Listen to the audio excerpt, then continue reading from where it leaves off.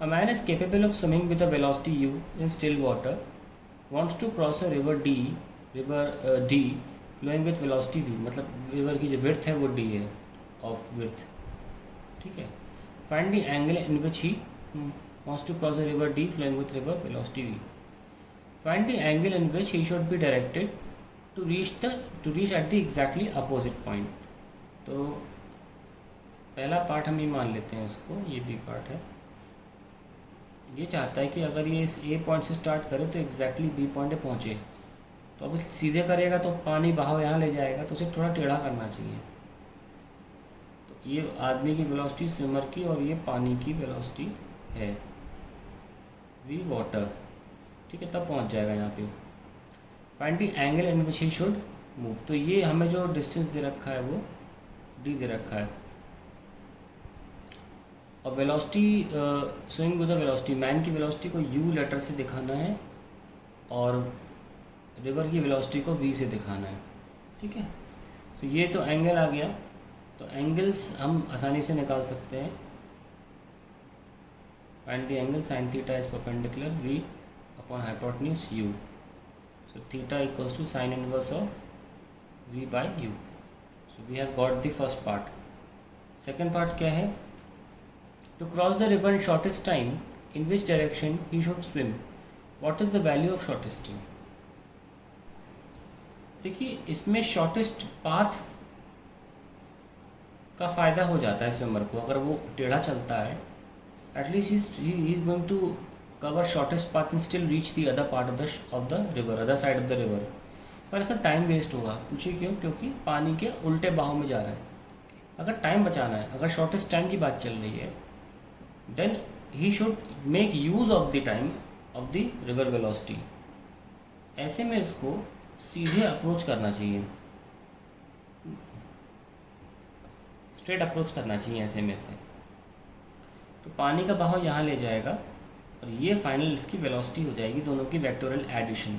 तो ये u है, ये भी है, ठीक है. तो और अगर मैं इसको मान लूँ u तो सामने की तरफ है तो u j मान लूँ, इधर राइट में तो वी आई मान लूँ. तो फाइनली उसकी जो स्पीड होगी वो यू जे प्लस वी आई है और वेक्टर फॉर्म में, और स्केलर फॉर्म में क्या होगी? U square plus v square. ये आंसर होगा. खैर पूछा गया है in which direction should he swim, what is the value of the shortest time. He should swim, जब भी शॉर्टेस्ट टाइम पूछा जाए लिखेंगे ही शुड स्विम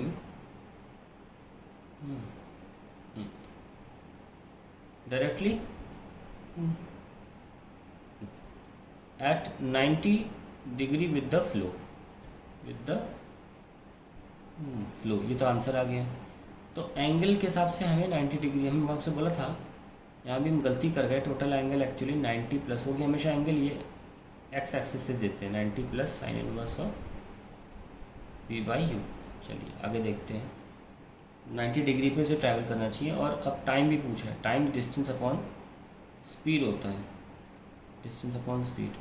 अब देखिए डिस्टेंस, चाहे अगर आप ये वाला डिस्टेंस ले रहे हो तो आप यही वाली स्पीड लोगे जो दी हुई है. अगर ये डिस्टेंस ले रहे हो तो ये स्पीड लोगे. ये डिस्टेंस ले रहे हो तो ये वाली एरो पे जो स्पीड है वो लोगे, ठीक है. सो डिपेंड करेगा आप कौन सी एरो लेते हो. अब मेरे को ऑलरेडी गिवन है कि विड्थ ऑफ रिवर डी है, तो मैं ऑब्वियसली ये एरो लूँगा और स्पीड भी फिर उस एरो वाली ही लूँगा.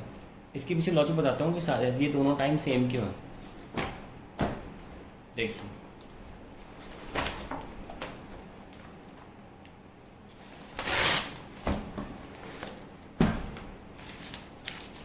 जैसे कि फॉर एग्जांपल रिवर थी,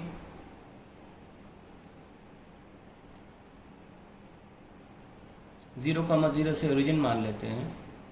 ये हो जाएगा 0 कॉमा डी, ओके. और ये मान लीजिए इस दिशा में x डिस्टेंस ट्रैवल किया तो ये कोऑर्डिनेट्स हो जाएंगे x कॉमा डी, ओके. जब ये आदमी यहाँ पहुँचता है, when swimmer reaches A B C, reaches at C, the coordinates 0, 0 change to x comma D, ठीक है, एट द सेम टाइम।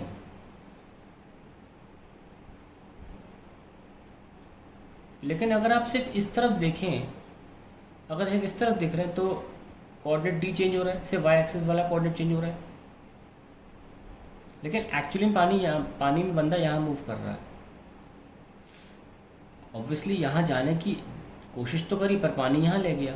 मेरे कहने का मतलब ये है कि जिस टाइम में ये कोऑर्डिनेट डी चेंज हुआ उसी टाइम में एक्स भी तो चेंज हुआ, वो भी साथ साथ हो रहा है ना फ्लो, ऐसे है कि नहीं। So the time taken by so change to x at the same time, तो सेम समय में कोऑर्डिनेट चेंज हो रहे हैं। इसीलिए चाहे आप डी कोऑर्डिनेट चेंज होने के लिए फॉर्मूला लगा लें, चाहे सिर्फ एक्स कोऑर्डिनेट चेंज होने के लिए फॉर्मूला लगा लें, और चाहे दोनों चेंज होने के लिए फॉर्मूला लगा लें, क्योंकि सब कुछ एक ही समय पर हो रहा है, सब कुछ एक ही। जैसे आपको बढ़िया सा एग्जांपल देता हूँ। मान लीजिए आपका ये रूम है, आपका कमरा है ये जिसमें आप रहते हैं। मैं आपसे पूछता हूँ कि आप यहाँ खड़े हो, सपोज एक कोने में खड़े हो और आप यहाँ से यहाँ पहुँच जाओ, तो क्या आपने एक ही समय में ये डिस्टेंस और ये डिस्टेंस दोनों ट्रैवल नहीं किए? एक ही समय में किए ना। आप पहले 0 0 पे थे, मान लीजिए लेंथ है और ये ब्रेथ है, तो एक ही समय में आपका 0 0 L कॉमा B में तब्दील हो गया।